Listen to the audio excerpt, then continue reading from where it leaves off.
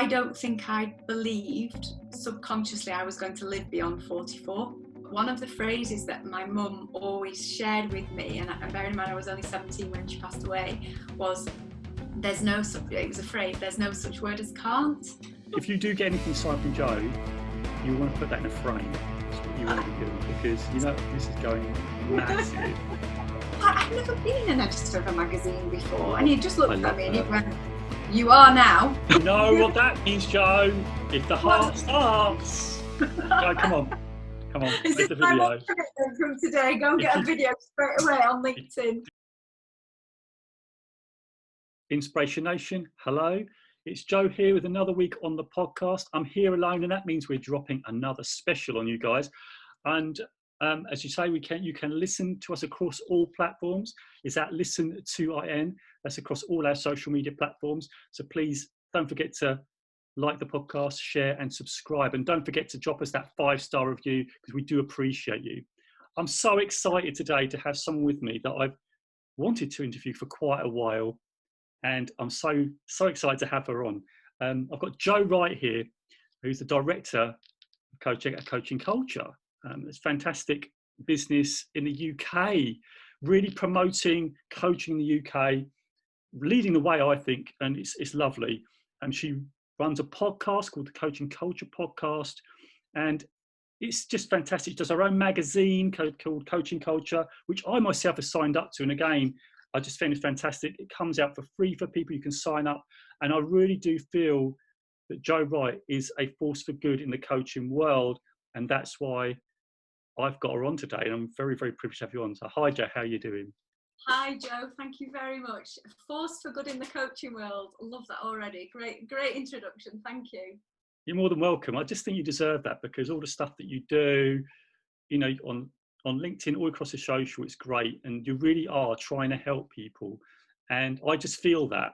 And you know, and I know we had a little bit of a preamble on you know, before we came on, and I was almost inspired to say that one of your words is inspired. So there's a connection there already, and I just think this is going to be great. So yeah, so Jo, I just wanted to sort of just start this off really about, I know we've got Coaching Culture, which is a fantastic business, and I know you're growing so quickly, and it's so exciting to actually have found you at such an early stage, because I know in the US this is a massive thing. Like, coaching's been the phrase, but I think in the UK we're dragging our heels a little bit, and I think what I've seen are really, really holding the flag. Like if there's an Olympic Games, you'd be that flag bearer going around the stadium. And so this is what I want to talk about. But what I do here, I love the magazine. I love LinkedIn. I love all this stuff.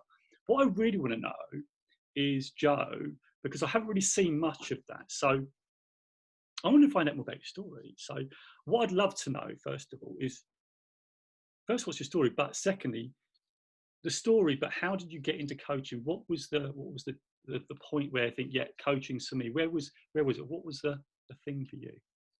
Yeah, great question. So, do you know what? I've been in my career now over 25 years since leaving university. So, and I was always a leader or manager of people, and I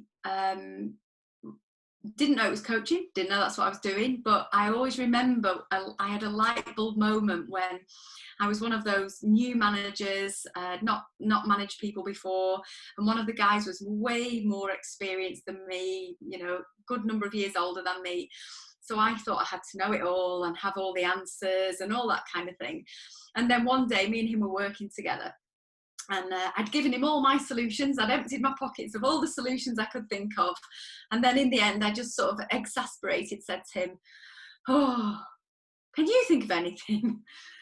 You know, I gave him, you know, like 1 minute left of the meeting to give me his solutions. And he just came out with the most beautiful, amazing, glorious solutions that I just remember thinking, I'll never forget it, because here I am probably 25 years later thinking, why did I not ask that earlier? What do you think? What are your ideas? And it was a real moment for me. And without going on coaching courses or knowing anything about the GROW model, I carried on developing people through one, having a genuine care for people and passion for their development, but also an interest in their ideas, their solutions, knowing that they would be way better than mine. And it kind of went from there, and I started then learning more about this. I've learned some of the hard lessons, really. That was one, but that was a great lesson. One other one was, this is shocking, saving up feedback for an annual review for somebody. And then I peppered them with feedback that I'd been saving up for probably 2 months or 3 months. And I remember the comment of, I'm shocked to the core, why have you not said this to me before? And I remember thinking, that issue was all mine. That was all mine. I need to give feedback constantly. I need to be engaging more in the open and honest conversations. And fundamentally, that's what coaching is, in terms of having those great conversations, quality conversations, more often, regular. So I've learned a few lessons along the way, but all the while I wanted to develop people. And through developing people, my career became easier, better, because I was working with people in their job, and they then took on more from me, and that gave me more capacity. So time invested up front then moved to me having, a more capable team. I could see it happening, and I didn't know it had the badge of coaching. And then eventually I moved into learning and development and realised that everything that I've been doing had been coaching. And there was another key role that I did that made me realise I needed to do a coaching qualification. So I was a change and learning manager, and the acronym for that is CALM. And honestly, it was a very uncalm role. It was total frantic, and it was the first time for a long time that I'd not managed people. I'd always managed people in my career, and I'd loved it. Suddenly I was all on my own as this change manager of the people side of a transformational change program. And I didn't understand it at first. I couldn't see it. I couldn't feel the change. I didn't get it. And then I started understanding that the conditions that were required for people to change. And I was the person who I was the conductor of an orchestra. I was looking after that group of stakeholders, the project team, the people who were going to be doing the changes, all of it. And I suddenly realized the conditions required and those that weren't happening that made change happen. And it really fascinated me, and I started getting really obsessed with what helps people to change. And I realized that it was coaching conversations one-to-one with the leadership teams, that they were saying certain things in the project room, and they were all on board with the change. This was all great, but then on a one-to-one, the truth would kind of emerge. Yeah. And therefore the behaviours that their thoughts were carrying through in their behaviours, which weren't happening out in the project room. So it made me realise it was coaching conversations that nudged the changes along, or also workshops which facilitated what I would call hearts and mind moments, where you get people to engage. And I started recognising the psychology behind change. And I got really fascinated with it. So I started thinking, there's something in this coaching thing. And I started researching it forever. It felt like forever. And every time I looked at who I was going to do my coaching qualification with, I was looking at cost, I was looking at testimonials, I was looking at credibility, and I kept going on and on and on. And then eventually I nearly plumped on a course, and it was quite an academic, and it was going to look really good on my CV, and it was all blue chip coolness. But it didn't have a lot of practical elements to it. So I thought, well, I'm going to become a really academic coach here, and I don't want that. And then suddenly I realised I needed to be practical and academic. I wanted the both. I wanted the research that I was able to do and put some papers together and really put my own self-reflection in, as well as practical application with the International Coach Federation. I landed on an amazing coaching qualification that I could sell to anybody because I'm so passionate about it. And I absolutely, well, it was a life-changing moment for me to do my coaching qualification. I went into the coaching qualification thinking I was going to come out a coach. That was my expectation. Yeah. And I kind of went in and came out a different person. It was like a coach sausage machine, and I went in one thing and came out something totally different. Yeah. And my life has changed on the back of it all. It is unbelievably and phenomenally transformed. That's incredible. That's incredible. And from there, it made me so passionate about coaching and the difference it can make. Rather me thinking how much can I go and charge people for exec coaching and all the great stuff that there's an absolute place for in organisations, I started thinking, what about everybody who doesn't get access to a coach? What about those people? This isn't fair. We have to do something about this. And I kind of got on my little soapbox about this isn't fair to everybody else. You know, what happens if I'd have had a coach when I was 25 or 30? What would have been different? And all, because all this happened in my mid-40s. And it was like, oh, what could have been? And ever since then, well, Coaching Culture has been set up. We've created a digital product that's probably one of the most innovative in the coaching world, in the world, called Mindset. Yeah. And we've got other people now looking around us and starting to think, actually, there's something in this thing. And we created a tool that allowed people to self-coach. And it was about making coaching affordable and accessible to the masses, because that was where I came back from my coaching qualification going, everybody should have a bit of this. Everybody should know about their own limiting beliefs early on in the career, not just when they're mid-40s and go on a coaching qualification or get a coach because they're part of the leadership development program. And as they say, the rest is history, Joe. Yeah, I mean, wow, that's a big piece, isn't it? I mean, you know, where you want to get coaching to affordability, because we know in the US that, you know, it can cost quite a bit to have a coach, can't it? And like, you want to make it accessible to everybody. And I can testament to that, because, you know, everyone knows that, you know, I've actually looked at these modules and they're great, and they really are. And, you know, you've created this, you can see the passion behind it. And Jo's got her own little videos within there as well, which are great. So a big shout out to Coaching Culture. Please go check them out. It's fantastic. It really is. So you said that you like, you know, the people thing, and, you know, that you want to, I think we talked about you want to inspire people and things like that. So what would you say was your most painful moment? What's your most painful moment where there was that transformation? Because I know we go in, you said about the sausage, and you come out a different person. So there's a lot of deep work somewhere going on. And I know as coaches, we tend to do that. We tend to think deeply, because we really want to get to the core of what is it that I find fearful about that? Why is it that I won't step into it? What actually is, I mean, what is the purpose of my life? I mean, what am I here for? These are the types of questions that, you know, I'm on this planet. I want to help. How do I help? Why am I here? And those are questions I always ask myself. And so, you know, this is why Inspiration Nation's here. And I don't know if there's anything like painful. Is there a painful moment for you? Because, I mean, there's a lot of things, and I'm going to give a shout out to Evan, because I did mention that to Joe, that he says that purpose comes from your pain. So mine was depression. People know about that. For my episode 1, go back and check out that episode.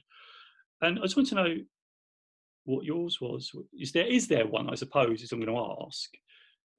What there is. There's a deep pain, but it's the very thing that allowed me to transform. And I've only looked at it probably more recent years, when I've self-reflected.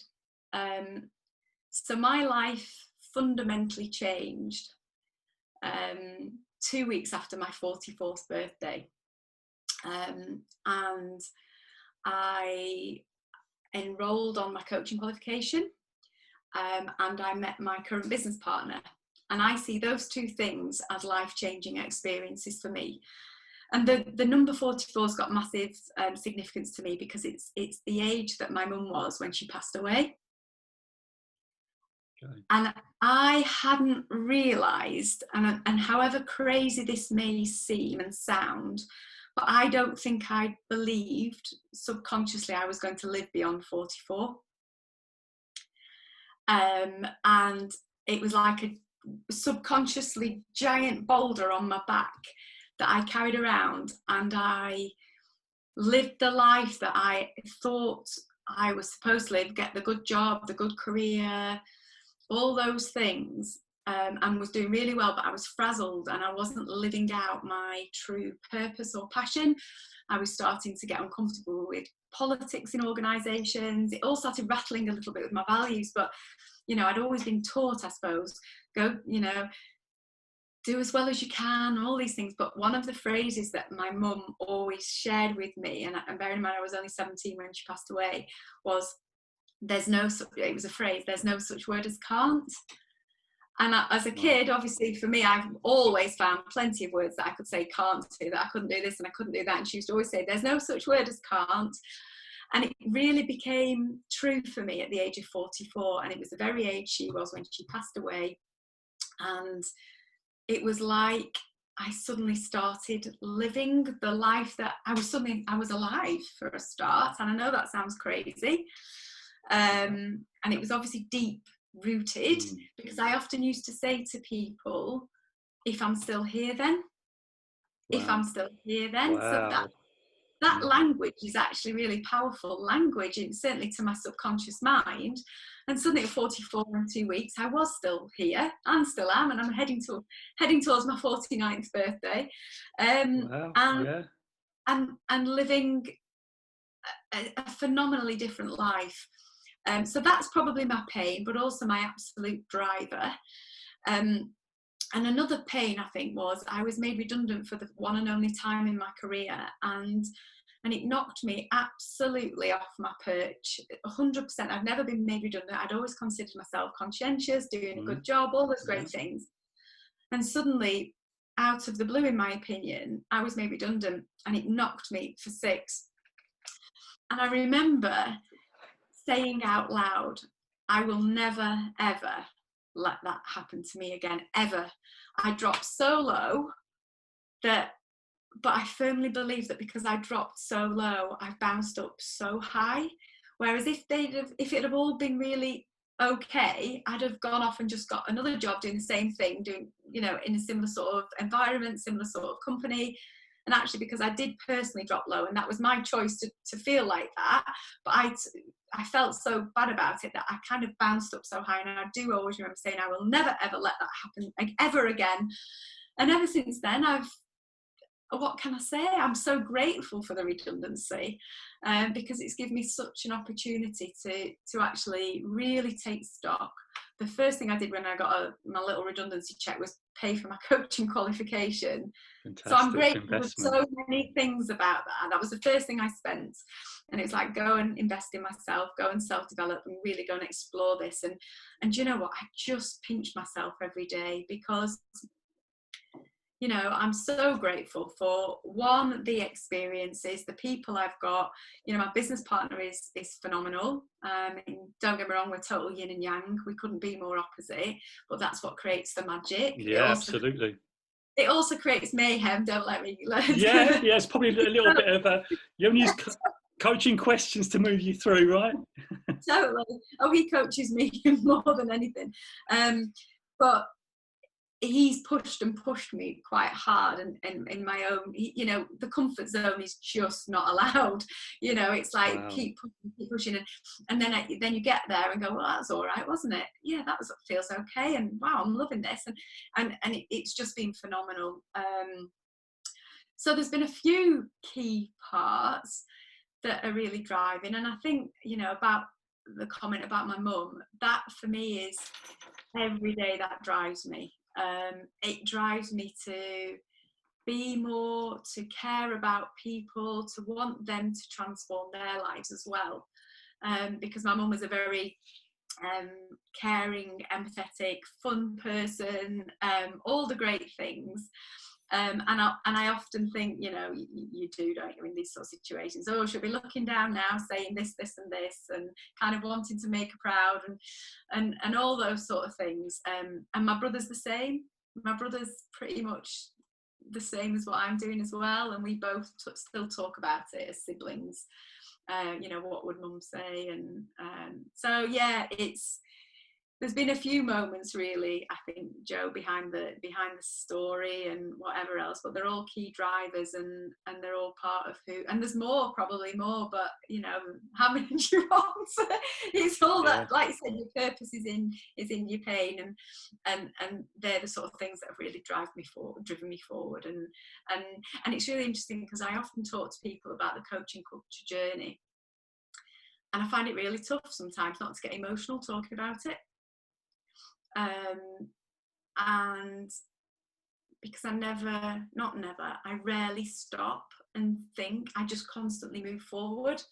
I constantly make progress and fill my diary, and I'm busy with the team and with customers, and whether it's LinkedIn, whether it's the magazine, whether it's podcasts, I'm constantly moving forward. But whenever I stop and just look back, like a moment like now, I often get a little bit emotional because it means so much, and the difference we're making and the feedback we get, and it just, sometimes it overwhelms me. And I think people probably think, you know, that they see the sort of LinkedIn Joe, the kind of, come on everybody, you can do this, but actually there is that, and that is who I absolutely am. But sometimes I can have a little whoa, sit back and look moment, and it can sometimes, I don't know, overwhelm me sometimes, because only a handful of years ago, 5 years ago, you know, I was scratching my head from being made redundant, thinking, what next? And here I am now, and we've got 75 customers. We get phenomenal feedback. We're growing every week. We've got global customers. We've got customers that resubscribe who've been with us for 3 years, and they keep coming back and keep building. And it just makes me go, crikey, this all started with a conversation with my current business partner going, well, you know, coaching's the silver bullet, raising self-awareness, but it's too expensive for everybody. How do we solve that? And it was literally a conversation as simple as that. And I can still see it in my mind where it happened and the conversation. And I remember him saying to me, what are your customers asking for, Joe? Because I was self-employed, and I went, sustainable behaviour change. I said, and the only thing that does that is coaching. And I said, and he said, oh, I said, but it's so expensive. I said, and when I coach people, I feel like I'm sprinkling fairy dust. And how do we get that fairy dust out to many people? It should be for everybody, not just for and I got all sort of on my high horse about it. It shouldn't just be for a few people. I said, it should be for everybody. It shouldn't be a luxury item. I said, it should be an essential item. I said, people should have this opportunity to really learn more about themselves and make choices that they perhaps weren't aware that were there for them. And I was like, rrr. And kind of, he is an entrepreneur, so he started listening. You know, my little rant became his brain going, ooh, how can this be a scalable global business? And kind of that's what's happening. And it's just, and it's bizarre because I get to speak with so many amazing people like yourself, who are very like-minded, who get it, who are kind of on the bus with us, and they're trying to do the same in their organisation. And it's just phenomenal. The people I get to speak to, you know, when I do my podcast, I have something called a goosebumpometer. And if they send me into goosebumps, I comment on it. Oh, my goosebumps are going.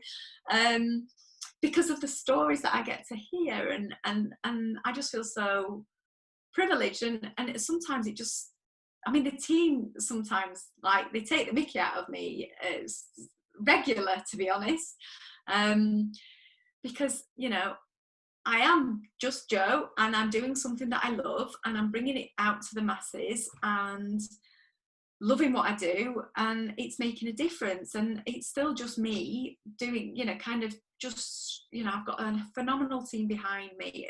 They're kind of I call, certainly my business partner is what I call the wizard behind the curtain, whereas I'm the one in front of the curtain.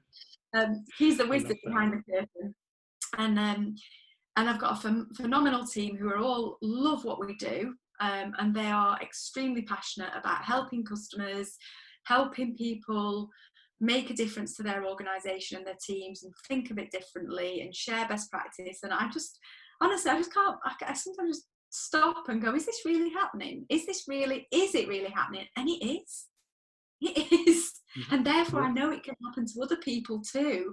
If you hang around with the right people, you ask the right questions, and you solve the right problems. You know, don't be afraid to, you know, the thing that was getting so on my nerves is the problem that we went out to solve, and we've actually built on that and built on it. It's not the only problem that we solve, because now we get the the opportunity to listen to what our customers are wanting and our community, and they just tell us all the time. So we've got such an amazing opportunity to continue building and making a difference. And honestly, it does genuinely, when I sit and talk to Joe, it's just like, really, is this happening? It's just, I mean, even just talking to you now on this is just, I never dreamed ever that we'd be doing something like this.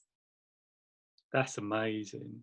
I mean, the whole thing, I mean, it's gone, you know, and I think the whole thing going through that difficult time that you had, and it's really interesting because I've done some interviews, you know, I've done a few now, and so many stories come out of stories just like yours, and to show there's hope for people, because there's a lot of people, and our audience as well, there's a lot of people in the audience that think some people think there's no hope. So you're giving hope to people to say, look, if you want to go out and do something, you can do it. And this is what coaching gives you.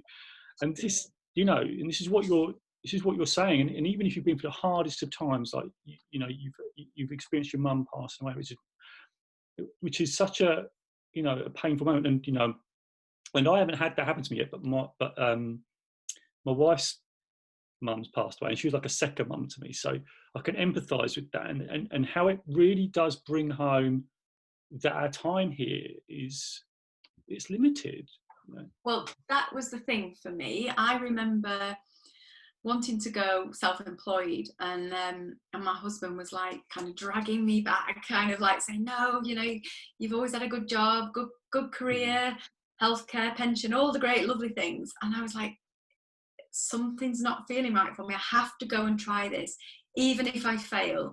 I don't want to get to the age of 60 or 70 and go, what if?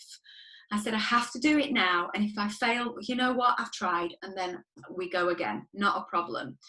And now he's like, whoa. Because he said to me, it was metaphorical speaking, I suppose. I felt he was throwing pebbles at me to wobble me, because he's so risk averse, and I was kind of going, woohoo, I'm going. This is yeah, the coaching way, yeah. Yeah, I was like, right. And then in the end, he said, it was like you had a steel rod inside you, but now you've got a steel girder. And he said, no amount of, you are not budging on this one. It was like, nope, this is happening, kind of get used to it, join in, come on with me, because this is where I'm off to. And it's been a phenomenal journey. And like I said, I've kind of encouraged, coached, cajoled, pushed whichever, my brother to do the same sort of thing. And he's flying, absolutely flying, because it is about feel that fear and kind of do it. And then think, as long as you've got something in place, that what's the worst that could happen? The worst is X, Y, Z. Okay, I might not go on a holiday, or I'm going to have to pull back on all my spending or whatever it is. But the worst that can happen is this. Is that palatable? Yes, go for it. And we've never been there. We've never been in that. In fact, it's been nothing but the best that can happen. And it's amazing, but also really hard. So I don't want people to listen thinking, God, this sounds dead easy, because that's not true either.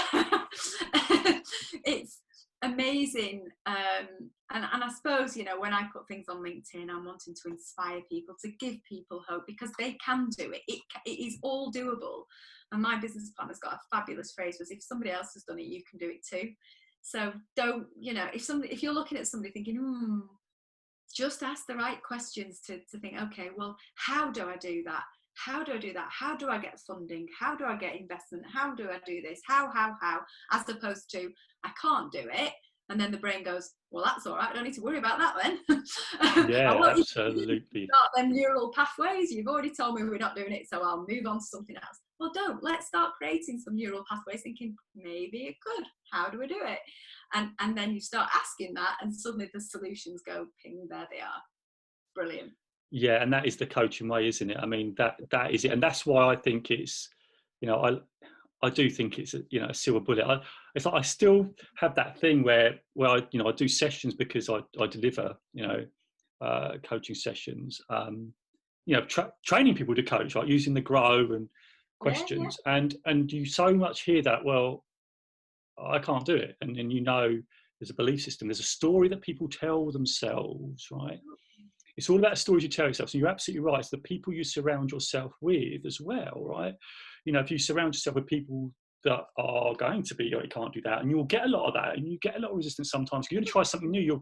The people who are probably listening, you're probably the most ambitious people in your circle, right, that are listening to this, that want to do something, but you just don't know how. Well, you just done it. You just modeled success. You just found out how. Someone out there has done the thing that you want to do.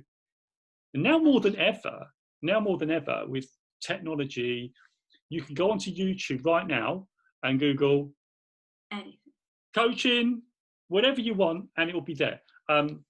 And this is what this newer pathway. And I think you're absolutely right. And I think, you know, when I was feeling, you know, in that place, that I felt I couldn't do it, you know, because I was telling myself the stories, and only through the power of coaching that I think it is possible. You know, I've read all the books, you know, like Anthony Robbins, all the classics, Anthony Robbins. I'm still working through Stephen Covey's 7 Habits of Highly Effective People. I love that book.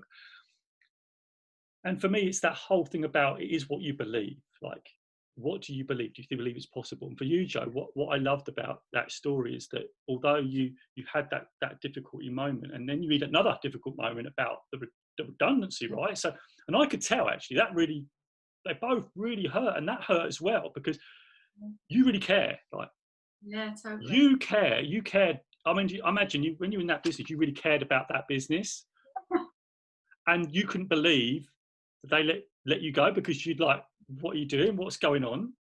Absolutely. Right. And that was your values were transgressed, right? And that made me feel like drop. Yeah. And so similar to me, I got made redundant as well. Would you believe that? So again, some kudos then. So many people are in that place at the moment, and I want to give them hope, and because actually it gave me that opportunity to reflect, to take some space to think, to learn, to grow. Whereas sometimes you're on a treadmill and you don't get the opportunity to do that. You kind of get on that move forward. And, you know, getting a coach is a great thing to do, or having a mentor, all those really positive things, where getting somebody else to ask you the questions, or obviously using our mindset tool, which allows you to self-coach questions. So I'll put it in the link below. It'll be in the link below. To be honest, the whole thing about that was people overcoming limiting beliefs. What's holding you back? Is it imposter syndrome? Is it perfectionism? Is it, you know, resilience, or all sorts of things? What's holding you back? And you know, but they're all so important. And if more people became aware of them earlier on in the career, wow, how amazing would organizations be? You know, they'll grow their people, they'll grow their careers. It's a win-win-win-win-win all round. And that's what I love about what I'm doing. There is nothing bad about what we're doing. There is nothing bad. It is just a positive. So that's where I'm really fortunate, because I suppose I'm doing something that's playing to my strengths and that I love. And it is that sort of old adage of kind of, you know, do what you love, and it'll never feel like a job. And that's kind of where I'm at, because I get to speak to people all day, every day about sharing a similar passion, and you can't go wrong with that. And it's finding that thing. And I think I found my thing, but I've also found my thing that's also a lot of other people's thing, and we're all kind of in this crazy community together, pushing forward. You know, the emails we send out on a Friday and the responses I get, and I always love yours, because I always read your responses first as they pop through, because there's always positive vibes come through. But you know, we get so many people commenting, and this has come at a really good time, and this has really resonated, and people contact us and say, you know what, we've been following you now for 3 years, and we're ready now to be able to talk to you. Our business is now ready. We weren't ready then. And it's just, wow. Honestly, Joe, it just blows me away. It really does. I just think it's a start. You just started. This is just a start. This is where this is like limitless now. Like, no, I do believe that this is limitless for you. That's what I believe. It's like, because you started the conversation, and I think you've done that yourself. You've done that through this whole bit. You've done, you know. I've got no doubt. And the bizarre thing is, obviously, when you start believing and you start telling yourself that story, I've not had a doubt since kind of day one. I've had the odd wobble, don't get me wrong, but not many. I've had the odd scary wobble in kind of building a business, but I have never, ever, ever doubted in what we're doing as a team. You know, I've got the brightest genius of a business partner, the wizard behind the curtain. So he's, you know, the world's biggest growth mindset. Nothing is overcomable, as it were. It's all about the questions you ask, and he's absolutely right.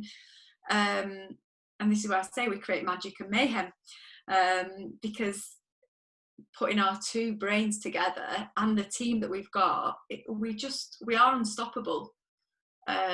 We absolutely are. And to me, I just don't have any doubt.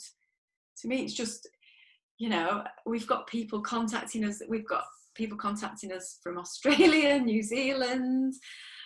We want to go into some sort of partnership with you. We think we've got a great opportunity for your products out here. We've already got somebody in partnership with us in South Africa. It's just, people are hearing about us. And like you said, we've only just started. We're just scratching the surface. And it's so exciting. I mean, honestly, in our office, there's fun, there's, you know, people laugh at me sometimes because, you know, somebody came up to me. I think one of the favourite moments is somebody came up to me and asked me to sign some of our coaching culture cards. You know, the little cards. Have I got any on my desk here? I should do, really. You know which one? The mindset ones. The coaching. Yeah, I think cards. you put them on LinkedIn, didn't you? I think you had them. I think you did a bit on LinkedIn, didn't you? Should have one in here somewhere. Crikey, if I've not got a pack of my own cards in my own office at Come home. on, Joe. This is it. Oh, look at that. Yes. Well, good job. I pulled that out of the bag then, Joe. These coaching cards are all about mindset coaching questions. So, well, lovely. I should send you some. I'll send some. I'd love that. Oh, yeah, that'd be amazing. Send you some. I'd love a signature as well, because then you never know. You see, you know, have a little sign on there. You know, if I push you to that. You know, if you do get anything signed from Joe, you want to put that in a frame. That's what you want to be doing, because you know this is going massive. This will be worth something one day. Not yet. Honestly, yeah. Hold on to it. Put it in a box, Perspex box. So honestly, it's going to be awesome. Awesome. So please, Joe, send them to me. I want to get ahead of the game. It's an investment for me, so please send them over, please. All right, honestly. But I love that, because I think it's good. It's lovely. Coaching cards, yeah, 100%. I'm all over that. I'm not going to sign them now you've said that, because you've done what my team do to me all the time, and they laugh. They ask me to sign things. No, I know. I'm serious. Seriously, I want the signature so I can then. And if you do send that to me, that is going to be all over my socials. So there's more promotion for you in it as well.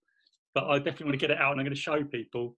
So yeah, I think it's brilliant. And Joe, honestly, and I know you're sort of like, but literally this stuff is magical. Like you say, I love the way you use magic, and it is like, coaching is like magic, isn't it? It's magical, isn't it? It's magical. I don't think it's magic. I think it's magical. I think sometimes the coaching profession tries to imply it's magic, so therefore it's a little bit secret and a bit like, well, it's a bit tough, isn't it? No, it's not. But the outcomes can be magical, and the more people should get the benefit. And do you know what? I actually think we've started something with coaching culture, and I think we're doing some really great work, and we're getting the message out there, and people are starting to wake up and listen, which is fabulous. More and more people are coming to us now saying we want to build a coaching culture. You know, we want more people having conversations. I know, I'm like, oh, honestly, music's at last, right? At last, right? I know. And we did, I attended we've got a workshop called Coach Mindset and the Skilled Coach. And I attended the Coach Mindset. We were able to do it face-to-face, socially distanced face-to-face a few weeks ago. And somebody said at lunchtime so I always insist we do the Coach Mindset first, not the skills, because organisations say, oh, I want the skills, I want the grow model and all this. It's like, no, it's mindset first. It's beliefs, it's values, it's what's going on in here. Understand yourself before you can start having the conversation. Yeah, absolutely. And somebody said to us at lunchtime, she looked a little bit shell-shocked, and she said, I've learned more about myself in this half day so far, so it was only halfway through the day, than I have on any other workshop I've ever attended in my career. Beautiful. Well, you can imagine me. My smile from ear to ear was just like, whoa, Beautiful. This is so fabulous. This is just the difference we want to make. And that's the feeling, isn't it? I can see it on you. Yeah. It's the feeling it generates, isn't it? Oh, And that you've yeah. helped someone and they've not had that time to reflect, and you've asked some powerful questions Yeah. and they've reflected. So, because people don't, like you said, Joe, I mean, you said you were on and on, like you, even as a coach, you know, you can get on a treadmill, can't you? And Definitely. you got to be careful of that. But you as a coach, you've got that whole thing. I have to step off for a bit, you know, Yeah. and I have to reflect on where I am. You know, Yeah. am I still taking actions daily which are serving my bigger goal or mission or purpose, right? Because it's the micro actions each day. And this is what it sounds like you're doing to me, like, you know, through the business, through your day. And I know we talked about all the stuff that you've learned, right? Because you said, because remember you said about, yeah, love coaching, but really at the minute I'm learning so many different things launching a business, but that's just going to add to your tool set, isn't it? It's like, you know, the coach, because now you've got all that experience bedded in with the coaching. So talk us a little bit through that. So what have been the really difficult, you know, because you went from coaching, like, I love coaching, but I can go, all right, say for instance, I want to be like, you know, I don't know, an amazing artist or whatever, right? But you get the dream. Everyone has the dream. So, Joe, your dream was to build the coaching, you know, coaching culture, the business, and all that. Talk us through some of the difficulties and what you had to push through and what you had to learn, but still had the drive to push through. Talk us a little bit through that. I think probably the most interesting one is having the conversation. So it started off, the world was two of us. It was Adam and myself. Honestly, now I think there'll be an Adam and Joe show in the future. Apparently there used to be one on TV. I'd never seen it or heard of it, but New apparently there was. podcast, guys. Adam and Joe show. It's going to be a series, Adam and Joe show on the Coaching Culture podcast. That's I can feel that right now. Adam and Joe show. And I remember us saying, right, we need, you know, Adam's like, let's talk about the magazine. You know, we recognise that coaching culture is a thing. You know, getting a magazine out would be amazing. So it was a little bit, it wasn't drawing straws of who was going to be the editor of the magazine, but it was a little bit like that, kind of flip a coin. And he went, right, you'll be the editor of the magazine. I was like, I've never been an editor of a magazine before. And he just looked at me and he went, you are now. I love that. I love that, right? Because, yeah, that's the hope, right? I've not been an editor, I'm now an editor. What? An editor? Yeah, you are. Go on, talk us through that. Talk us through it. Here's your editor shoes, put them on because you're I about love to it. Oh, I love that. Oh, crikey. Oh, and now I can't unbe the editor of Coaching Culture magazine. It is who I am, it's what I do, and it's what I love. Whoever would have thought that? It wasn't a flip a coin. He always knew it was going to be me, the editor of the magazine. He knew exactly which side of the coin I was going to be getting. But it was when I said, so this is my fixed mindset coming through. I've never been an editor of a magazine. I can't do it. And he just looked at me and went, you are now, crack on. And Wow. and it's the best magazine ever. It's the best magazine ever. And I love that. And I create something in the magazine. I've got the most amazing copywriter in the universe. She's fabulous. She's part of our world, part of our team. And I always create something that I would want to read. I always think about myself, sat on a Saturday afternoon, curled up on the sofa with a cup of tea. What do I want to read and what am I hearing from people at the moment? So I just give it back, and that's what I do. And then people go, wow, this was so timely. Oh my word, it's like you've been reading my mind this morning. I'm thinking, but all I get to do is speak to so many wonderful people. They give me all their ideas and I think, yeah, that really resonates with me. That's what we'll do then. And off we go.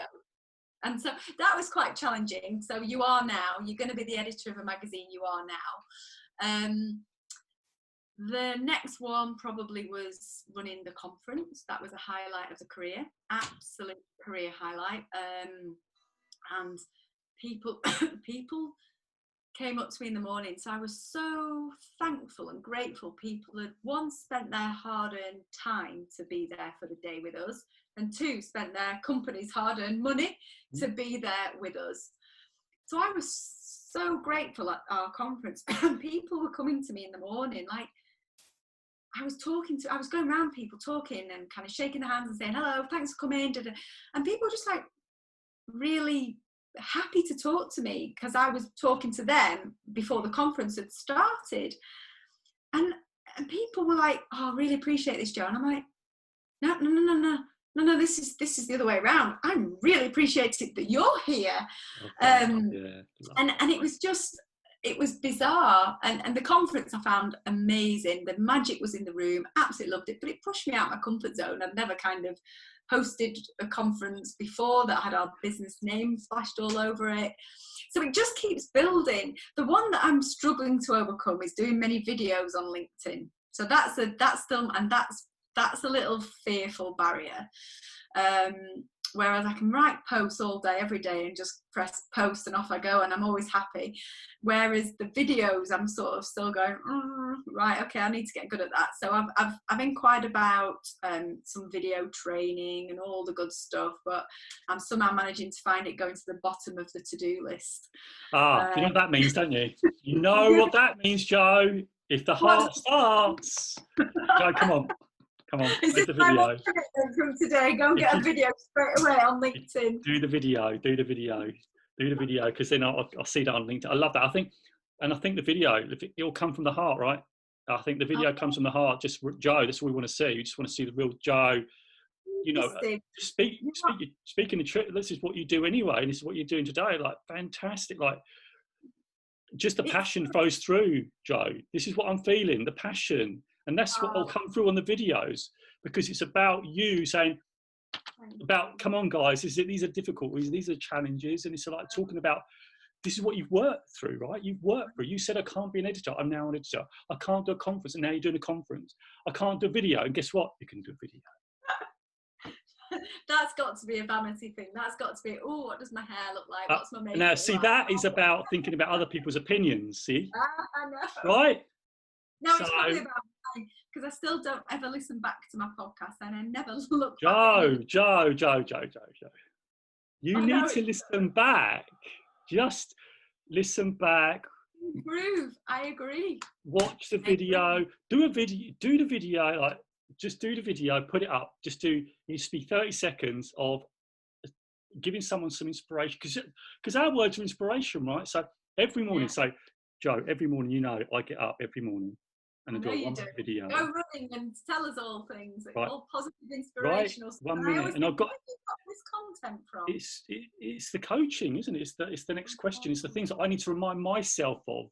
And I know there's people that are in a similar spot that need to hear this message. And you've been in similar spots. And it's that constant daily that we have to tell ourselves, with every day we're working something that's a purposeful thing. And this is what you're doing, Jo. I know. And I've got I've got my little, this is in my office at home at the minute, I've got my little journal that I write in the morning, my gratitude's in there. Oh, that's fantastic. I've got mine. Mine's over there, actually. Every morning I write in mine. Look at us doing our journaling.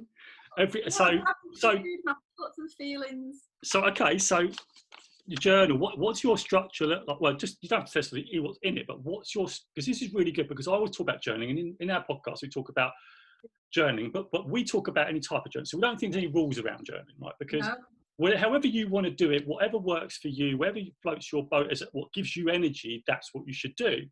Yeah. So talk us through because Lily, look at you, right? Launched a business, you're editing, you're doing videos, right? Because that's the next one, right? Because you do videos, you do them you do them in modules, right? So you do videos, which is wonderful. So we're doing all that. So talk us through, because it must be a powerful piece that you do. Talk us through. So I always write down what I'm grateful for. Always, that's the start. What I'm grateful for, and it's always things from the day before. So think about the positives from the day before. And I've only had a handful of days where I thought, whoa, what was I grateful for yesterday? I'm not sure. So where I'd have to dig a bit deeper, but I can always find a positive, and I can always find something to be grateful. Always, always, always. And then I just sort of free flow capture my thoughts, feelings, what's happened, what's going on, what's going on in my head, and kind of getting it out. And it's a really cathartic experience. It's a self-coaching moment, really. And I love it. Yeah, that I absolutely do. And sometimes I stop and think, if I'm feeling that things, sometimes I do need to stop and reflect and think, hang on, I'm getting too busy, what am I not doing? Because one thing I am bad at sometimes, not always, is the thing that drops off when I get busy is my own self-care. And I'm a bit naughty like that. So then I have to make a real boom, conscious decision. Right, okay, get up in the morning, do yoga. So set my alarm, do yoga. I'm not going out running if it's like dark or anything. My running's dropped off a little bit, but I do run, but it tends to be a bit more weekendy, or go for a walk on an evening. I have to kind of click myself back in, and it always makes me feel much better.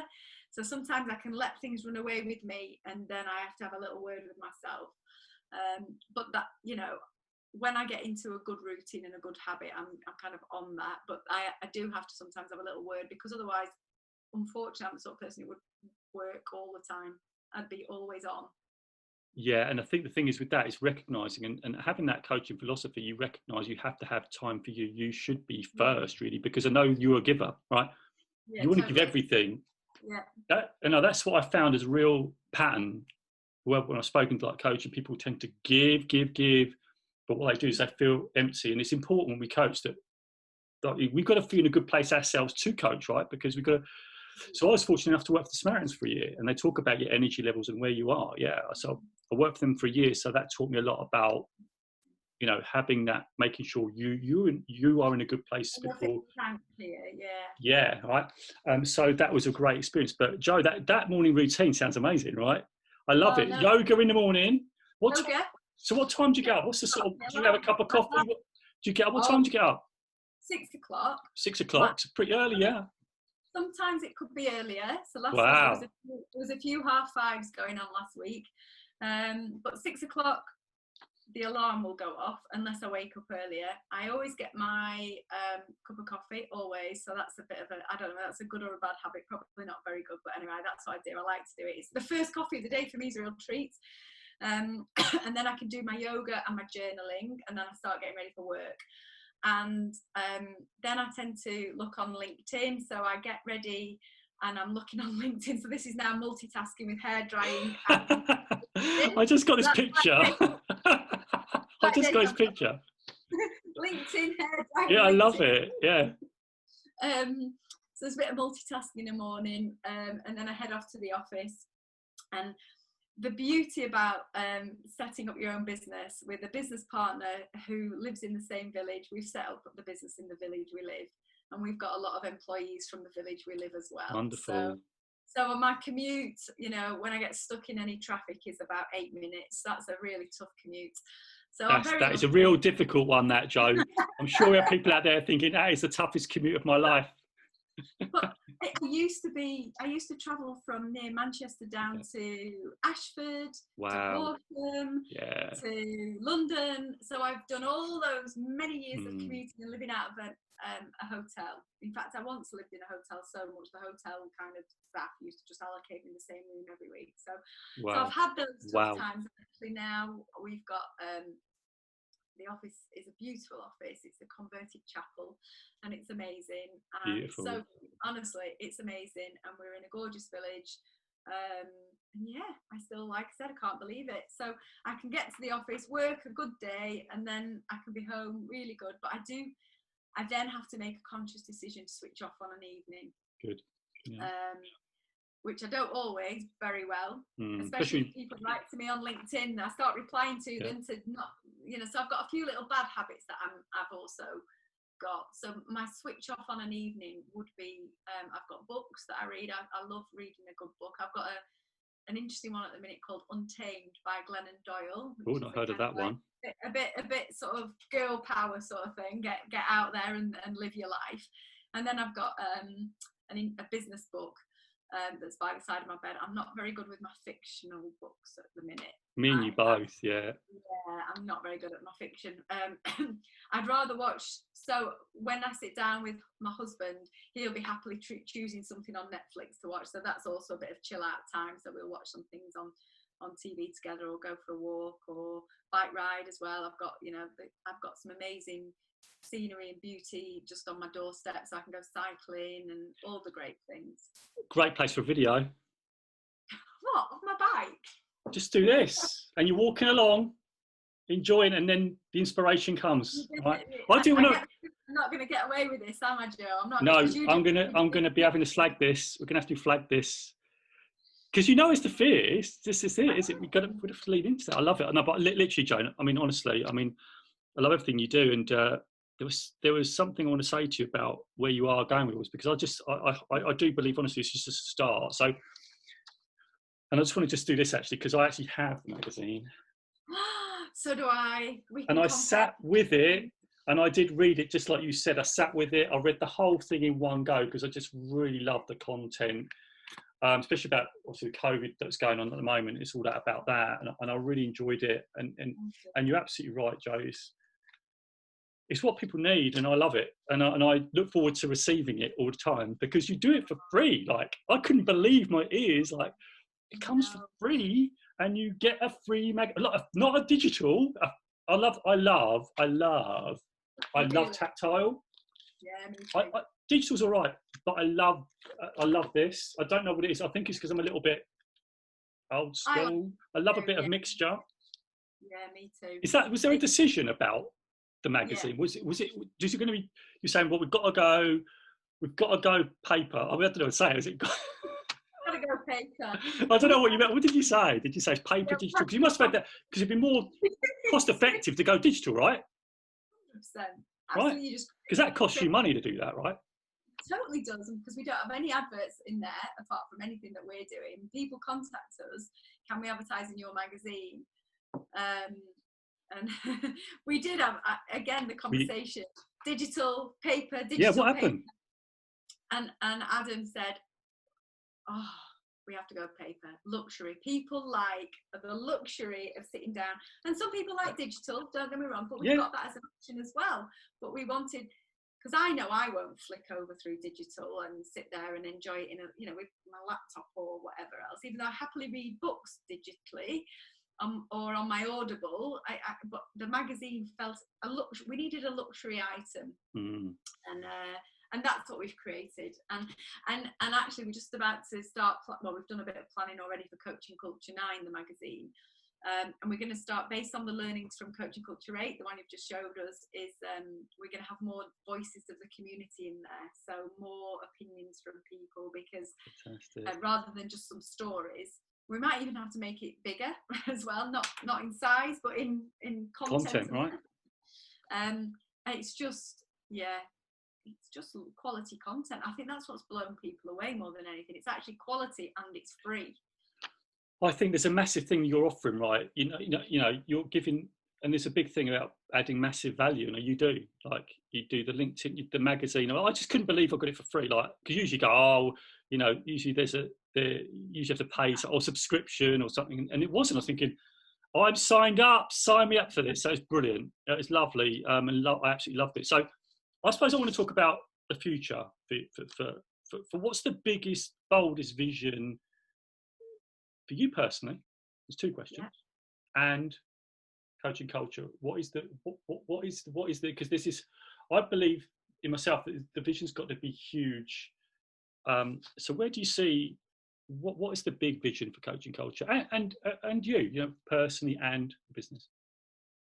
So the business is an easier one for me, believe it or not. For me, I firmly believe that if you wind us forward 10 years time, we'll be a leading global provider of coaching solutions, global. So in the world, we'll be up there, bar none. We'll be in America, we'll be in Australia. And it's already starting that, so we'll absolutely be and we will be a one-stop shop for a coaching culture. So people will come to us for helping them deliver coaching culture programs, digital, and we'll offer a blended solution. So I've got absolutely no doubt of that just doesn't even, it's inevitable. That's what I believe. I love that. Love the language. I love the language. Carry on. It's getting me excited. It's inevitable. Honestly, something will come over, won't it? Like, go, woof, what's going on? Yeah, I didn't expect that left field thing. But so that's inevitable. For myself, that's a really great question. Well, I'll keep going with coaching culture because it's part of me and who I am. I mean, don't get me wrong, I don't want to still be doing this when I'm 70, for sure. I'd rather be sat chilling somewhere with my book somewhere. But, I'm 50 next year. So there's a good few years left in me to really see the vision through with coaching culture, because we are going places. So, you know, hopefully one day I can finish at a sensible age, but I don't know when that is. A sensible age. I don't think, do you know, I don't know what you think of this, but I get a feeling that even if you went with your satchel and around the mountains, whatever, you'd still be coaching somewhere. You'd be coaching someone, right? No, totally. That's, it's just you. It's in you. Like, I know you might have the business, maybe you're not doing this, but I think, you know, I don't ever see you not coaching. That's what I'm getting across from you. Well, and whether it will be coaching or coaching for free, or whether it will be helping people who are, you know, we talked about making coaching affordable and accessible, people who are really not able to access coaching or really not able to afford it, whether I can do something even greater good in a philanthropic, I can't even say the word, philanthropic. I love it, yeah. In a giving way, whether it's charity or something, I'll have to do something that takes my purpose to another level beyond coaching culture. But at the minute, that's not clear. But it'll be something. It will be something. I love that. Something that I would be proud of as a bit of a legacy, really. Yeah. So that's what I was going to ask you. That is, I can't believe you just created it. That was it. So one of the questions was, okay, so, you know, we all know, you know, that we're only here for a limited time, and it's really short. And that's what I feel. I feel that. I don't know why. It's just really in the last 2 years that I've felt that I felt, you know, if I want to do this thing, you know, what we're doing now, podcast and talking to people like yourself, which is absolutely phenomenal. What's the legacy you want to leave behind? So what do you want to be remembered for? You know, that's what I'm asking. Well, as I told you before, on my wall I've got in front of me building my dream, and on there is my why, which is live the best possible life for my family and I, and I've got my purpose, which is to inspire as many people as possible to think differently through the power of coaching. So that is going to be part of the legacy. You know, I want to have inspired as many people as possible to think differently through the power of coaching. That's got to be it. And, you know, coaching culture is my vehicle to do that. If I went into a sausage machine and came out a different person, you know, I'm creating lots of mini sausage machines for people to raise their own self-awareness, learn a lot about themselves, overcome their limiting beliefs, and go and do things that they never dreamed possible. And at the minute, you know, I challenge people and I challenge coaches to take their own medicine. So they coach a lot of people because they want to give and help others, but they don't often stop and look at themselves and have that own coaching conversation, either through a coach that they get for themselves or through self-coaching. But I always challenge people, how big are you dreaming? How big are you dreaming? Because it's all there. It's all there for the taking, and it's all possible. But how big are you dreaming? Whatever that may be, whatever that may be. You know, everybody's measure of success is different. You know, what is that? And I know that if I feel I've inspired people to think differently because of coaching, then that's my success. I love that, because I think you've hit on a great point there. But success is different to different people, isn't it? You know, and I think, and that's why I asked you, because I wanted to really know that, because I think we speak in a lot of people's language. Some people think, oh, it's money, whatever. But my true belief is that, yeah, money's important. It's not number one. It's the purpose. It's how do you feel when you do your thing? You know, what do you feel like? And if it gives you happiness and it makes you feel fulfilled, then you know you're on the right path. And it's the thing that gives you energy. Right? It's the thing that if you do it, like, gives you energy. You know, and Joe, I just love that whole believing that, you know, inspiring people through the power of coaching. It's just, that talks to me, speaks to me. And I think, you know, the more we can get that in people's vocabulary, the better. Okay. So I want to ask you one last question before we sign off. So this is Inspiration Nation, if you know, and your word is inspire, right? So what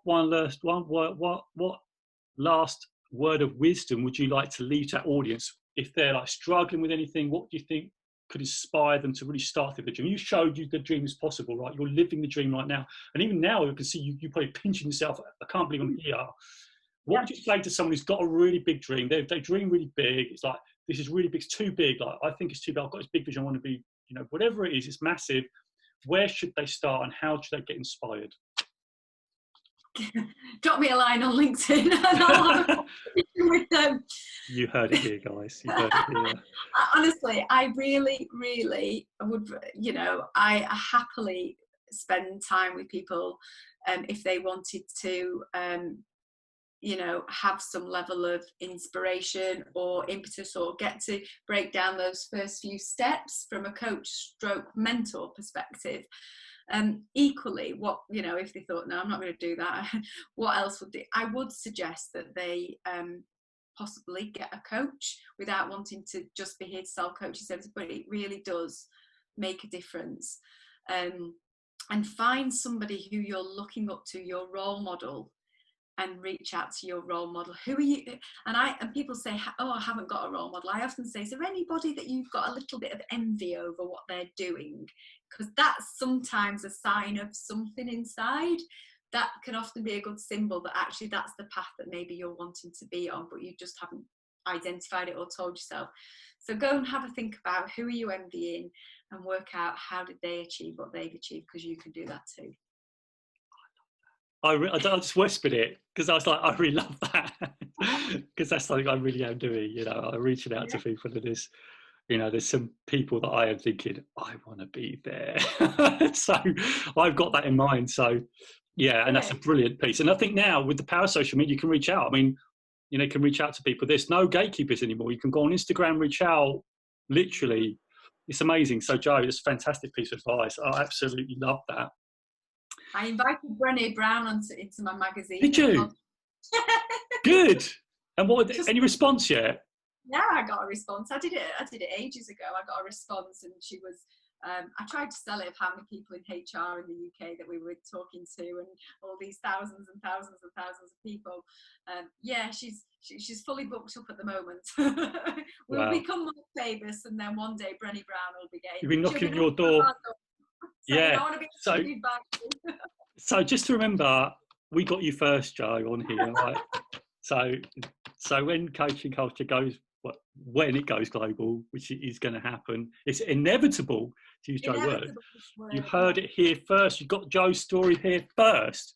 We have got an exclusive. So, you know, when it happens, you can come back through the archives. It'll be. So I'll always treasure this moment. Honestly, it's so lovely. I will, because if you'd asked me, as I said to you before we sort of come on, if you'd asked me 10 years ago if I'd be doing anything like this, or even like 2 years ago, whether I'd be reaching out to someone like yourself, I'd never have the bravery to do it. And that's the power of coaching right there, you know, through that. And so, you know, the fact that we're doing the podcast, the fact that I'm speaking to Joe, and trying to, because I want to support Joe. So what I'd say to you is that if you're joining coaching, you've got a business, you want coaching, reach out to Coaching Culture.